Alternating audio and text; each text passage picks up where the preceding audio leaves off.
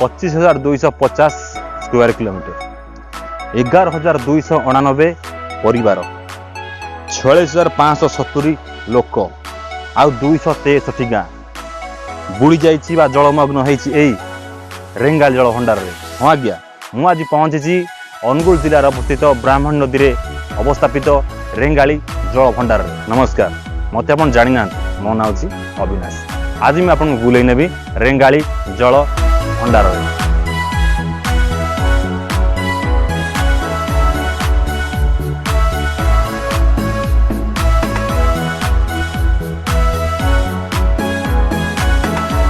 रेंगाली आसिया पई आपण पाखे 2-3 रूट अछि। यदि आपण पुरी, कटक, भुवनेश्वर, नयागढ़ लाइन आसुनी तो आपण प्रथमे अनुगुल आसिया पड़ियो। आपण अनुगुल 2टी बाट अछि, आपण छेणीपदा दे आसी परिबे, नले डायरेक्ट एनटीपीसी दे आसी परिबे। जदि आपण देवगढ़ संबलपुर लाइन आसुनी तो आपण डायरेक्ट NH 53 आसी परिबे, आपण डायरेक्ट रेंगाली रे ओलै परिबे। जदि आपण केन्दुझर भद्रक लाइन आसुंती तो आपण डायरेक्ट केन्दुझर आसिला परे पालड़ा दे खमार दे मध्य आसी परिबे।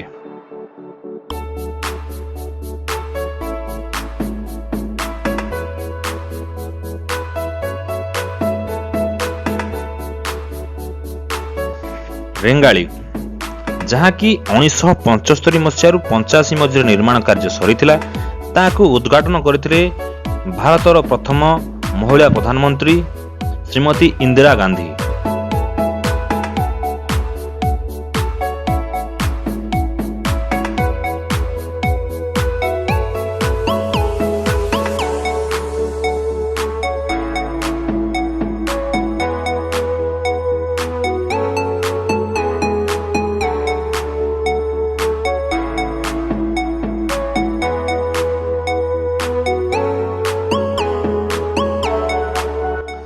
रेंगाली जहाँ ओडिशार द्वितीय बृहत्तम नदी ब्राह्मणी नदी उपरे अवस्थापित, जहाँ कि 2टी पहाड़ को संजोग करुछि एही रेंगाली डैम। यार दैर्घ्य होउछि 1040 मीटर बा 3412 फीट एवं यार उच्चता होउछि 70.5 मीटर बा 231 फुट, जहाँ कि ओडिशार बा एशियार सर्वबृहत डैम हीराकुद डैम ठारू प्राय 10 मीटर अधिका।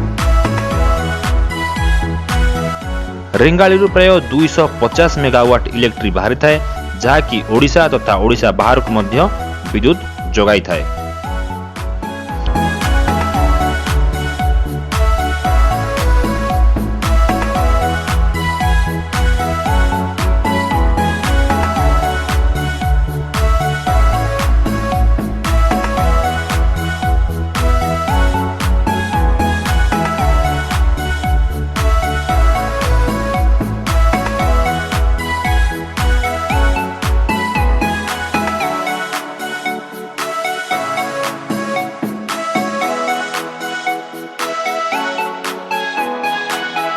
हजार 8 एक रिपोर्ट अनुसार एथिरे प्राय 1695 कोटी टंका खर्च होईची, जहाँ कि मूल कॉस्ट प्राय 626% बा 6 गुणरू अधिक। किंतु एबे भी एहार कार्य संपूर्ण होई नाही, कारण एथिरे एबे भी जलसेचन कार्यक्रम होई नाही।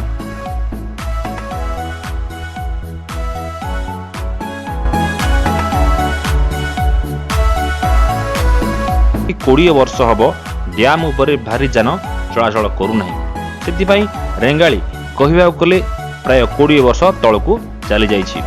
रेंगाली डैम तले आउ एक ब्रिज काम चली, किंतु केबे सरिबो सेति नै संदेह लागि रहिछि।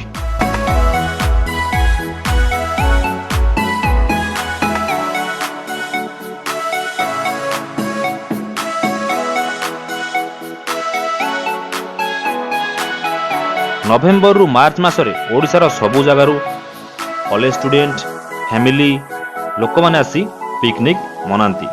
ରେଙ୍ଗାଳିରେ ଖାଲି ଡ୍ୟାମ୍ ନୁହେଁ, ଆଉ 2ଟି ମନ୍ଦିର ମଧ୍ୟ ଅଛି। ଚାଲନ୍ତୁ ବୁଲିଯିବା ସେହି ସୁନ୍ଦର 2ଟି ମନ୍ଦିର।